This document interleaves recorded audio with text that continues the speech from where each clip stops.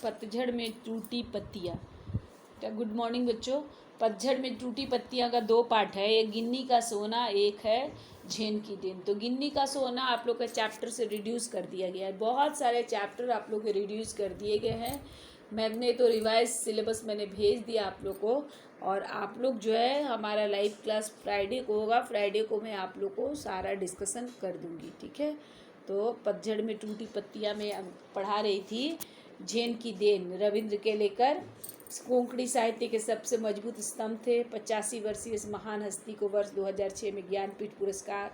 प्रमुख रचनाएं ये सब थी। जन्म 7 मार्च 1925 दक्षिणी गोवा के कोकुलिम क्षेत्र में।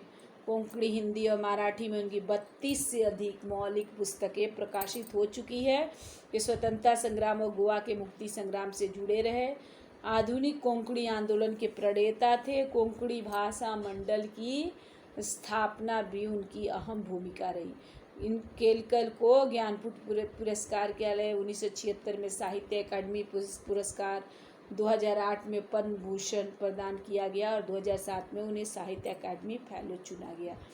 और कल मैं बता चुकी थी कि जापान में एक बुद्धों की परंपरा है, मतलब कि बौद्ध दर्शन की वर्णित ध्यान पद्धति को, ये जो झेन की देन जो परंपरा है, तो बौद्ध दर्शन में वर्णन किया हुआ ध्यान की पद्धति, ध्यान की उस नियम को, उस परंपरा को याद दिलाता है, जिसके कारण जापान के लोग आज भी अपनी व्यस्ततम मन इतने बिजी रहते हैं, इतनी बिजी लाइफ है, फिर भी वो कुछ चैन भरे पल पा जाते हैं। तो कल पढ़ाया था कि लेखक ने अपने मित्र, जापान में अपने मित्र से पूछा कि कौन सी बीमारियां यहाँ अधिक है, तो मानसिक उन्होंने जवाब दिया। क्यों? यहाँ के 80% लोग मनोरुग्ण हैं। इसकी वजह कहने लगे कि जीवन का स्पीड बढ़ गया है, कोई चलता नहीं बल्कि दौड़ता है, कोई बोलता नहीं है, बकता है।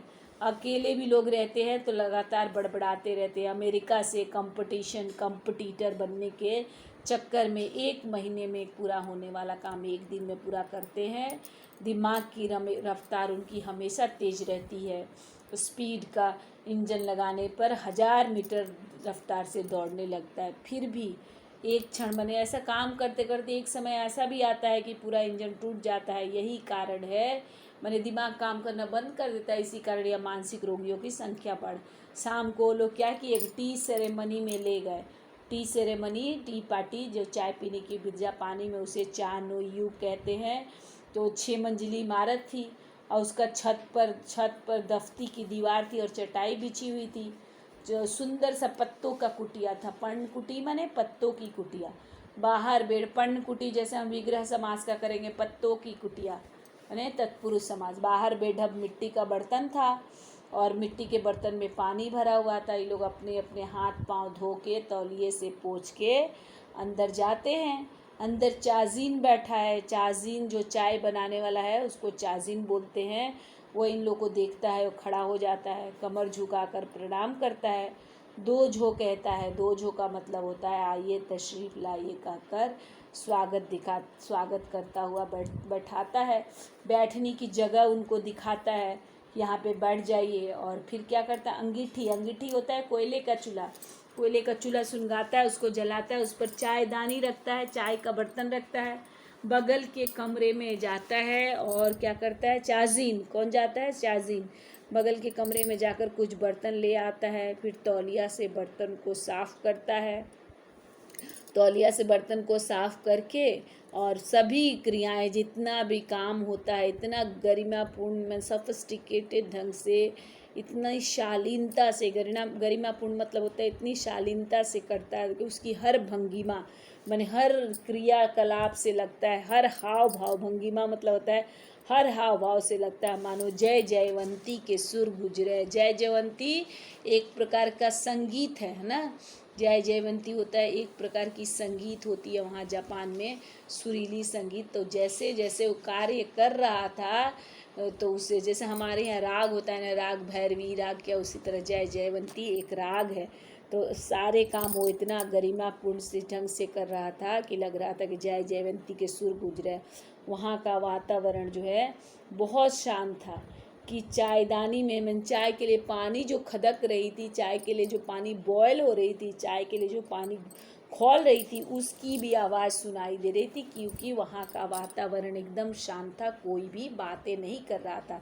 चाय तैयार हुई, चाजिन ने चाय को तैयार किया, चाय रेडी किया, उसने प्यालों में भरी कप में डाल दिया और चाय के प्याले को उन्होंने क्या किया, उसने उनके सामने रख दिया। वहाँ हम 3 ही मित्र थे, 3 लोग ही गए थे, क्योंकि वहाँ एक साथ 3 से ज़्यादा लोग नहीं जाना होता है। वहाँ मुख्य चीज़ होती है शांति, माने हम सबको चुपचाप रहना होता है, इसलिए एक बार में 3 से ज़्यादा लोग को जाने की अनुमति नहीं होती है।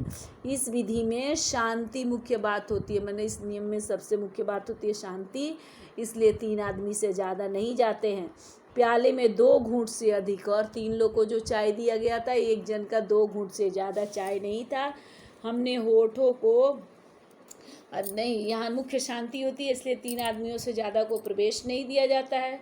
प्याले में 2 ही घूंट चाय मिलती है। एक जन के होठों से प्याला लगाकर वो लोग एक एक बूंद चाय पी रहे थे, करीब 1.5 घंटे तक। माने 2 घूंट चाय को वो लोग 1.5 घंटे तक धीरे धीरे सीप एक सीप 2 सीप करके चुस्कियों का सिलसिला, माने सीप वाइज धीरे धीरे वो लोग धीरे धीरे करके 1.5 घंटे तक ये 2 घूंट वो लोग चाय पीते रहे। पहले 10-15 मिनट लेखक को लगा बाप रे 2 घूंट चाय लेके हम 1.5 घंटा करेंगे क्या, समझ में नहीं आ रहा था। फिर लेखक देखा दिमाग की रफ्तार धीरे धीरे, मैंने दिमाग का स्पीड जो है ना एकदम कम हो गया है। थोड़ी देर में दिमाग सोचना बंद कर, एकदम कुछ भी नहीं सुनाई दे रहा है, न कुछ समझ आ रहा है। तो लेखक को लगने लगा कि वो अनंत काल में जी रहा। अनंत काल माने एकदम पहले का काल में कहाँ चला गया लेखक, उसे समझ में नहीं आ रहा है। अनंत काल माने जिसका ऐसा काल जिसका अंत नहीं हो। तो लेखक क्या कर रहा है, अनंत काल में जी रहा था, वैसा लग रहा है कि ऐसा समय आ गया है जिसका कभी अंत ही नहीं होगा। उसका दिमाग सोचना समझना सब, दिमाग की गति भी बंद हो गई है। सन्नाटा माने चुपचाप सभी हैं। रात में जैसे सनसनाहट सुनाई देती है, रात का सन्नाटा, उस तरह सन्नाटा सुनाई दे रहा है। यहाँ तक कि माने चुपचाप होने के कारण एकदम सनसनाहट आवाज़, सन सन सन सन करके आवाज़ आ रही है। बड़े अनंत काल ऐसे जीवन में चले गए जिसका कभी अंत। तो लेखक बोल रहा है कि हम लोग क्या करते हैं, गुजरे हुए दिनों के हम लोग कभी कभी अक्सर क्या करते हैं, जो पास्ट जो हमारा समय बीत गया उसकी खट्टी मीठी याद जो है, उसमें वो मैंने अच्छी चीज़ें होती है, बुरी चीज़ें होती है, जो बीत गया चीज़ है, जो हमारा पास्ट है, उसी को लेके हम उलझे रहते हैं, उसी के बारे में सोचते रहते हैं, या क्या करते हैं, या भविष्य के रंगीन सपने देखते हैं। तो बोला कि हम लोग गुजरे हुए दिनों का अपना खट्टी मीठी याद में उलझे रहते हैं, नहीं तो फ्यूचर के लिए रंगीन सपने, फ्यूचर के बारे में प्लान बनाते रहते हैं, अच्छा अच्छा प्लान बनाते रहते हैं। 2 ही काम हम करते हैं, हम या तो पास्ट के बारे में सोचते हैं या तो फ्यूचर के बारे में सोचते हैं। पास्ट में जो बीत गया उसका गलत सही सोचते रहते हैं, और फ्यूचर में जो अच्छी अच्छी चीज़ें, अच्छे अच्छे सपने देते हैं। हम या तो भूतकाल में रहते हैं, हम या तो पास्ट में जो लगे रहते हैं या फ्यूचर में लगे रहते हैं। असल में दोनों काल मिथ्या है। मैंने लेखक कह रहा है दोनों ही, फ्यूचर भी झूठ है और पास्ट भी झूठ है, क्योंकि एक चला गया दूसरा आया नहीं। एक तो ख़त्म हो गया, पास्ट तो ख़त्म हो गया, बीत गया, उसको हम कुछ भी सुधार नहीं कर सकते, जो हो गया हो गया। दूसरा है कि हमारे सामने आया नहीं, हमारे सामने जो वर्तमान क्षण है वही सत्य है। माने जो बीत गया वो हमारे लिए सत्य नहीं है, जो आने वाला है उसके बारे में हम नहीं जानते। अभी जो हमारा वर्तमान है वही सत्य है, उसी में जीना चाहिए। माने हमें प्रेजेंट में जीना चाहिए, क्योंकि हम अपना प्रेजेंट अच्छा बनाएंगे तो फ्यूचर अपने आप अच्छा बनेगा। चाय पीते पीते उस दिन मेरे दिमाग से भूत और भविष्य दोनों काल उड़ गए। मैंने दिमाग से, लेखक के दिमाग से प्रेजेंट भी ख़त्म हो गया, पास्ट, मैंने वो न पास्ट के बारे में सोच रहा था न फ्यूचर के बारे में सोच रहा, दोनों भूतकाल भविष्य काल दोनों काल उड़ गए। केवल वर्तमान क्षण सामने था, और अनंत काल मैंने वर्तमान क्षण ही केवल था, जो है वो प्रेजेंट ही सब कुछ है। अनंत काल मैंने जिसका कभी अंत नहीं हो, उतना विस्तृत मैंने उतना फैला हुआ था। जीना किसे कहते हैं उस दिन मालूम हुआ। उसी दिन जो है ना लेखक को समझ में आ गया कि चाय पीते पीते उस दिन दिमाग से उनके प्रेजेंट पास्ट भी ख़त्म हो गया, फ्यूचर भी ख़त्म हो गया। केवल उनको लगा कि प्रेजेंट ही जब कुछ है। क्योंकि क्या हुआ, हम भी वही करते हैं ना, जो पास्ट में हम गलतियाँ करके उसको बार बार लेके ढोते रहते हैं, फ्यूचर के सपने सजाते रहते हैं, भविष्य में ऐसे करेंगे, लेकिन प्रेजेंट के बारे में हम नहीं सोचते। प्रेजेंट ही सच्चाई है। अगर प्रेजेंट और वर्तमान के बारे में हम अच्छी तरह सोचेंगे तो अब अवश्य ही हमारा भविष्य अच्छा बनेगा। तो चाय इसी तरह लेखक पी रहा था, यही सोच रहा, उस दिमाग से उनके पास्ट भी चला गया, भविष्य भी चला गया, केवल वर्तमान सामने था। वो अनंत काल जितना विस्तृत था, जिसका कभी अंत नहीं हो। जीना किसे कहते हैं उसी दिन लेखक को मालूम हुआ कि जीना किसे। जैन परंपरा की यह देन मन, ये जो परंपरा है जैन परंपरा, जो बौद्धों की दी हुई परंपरा है,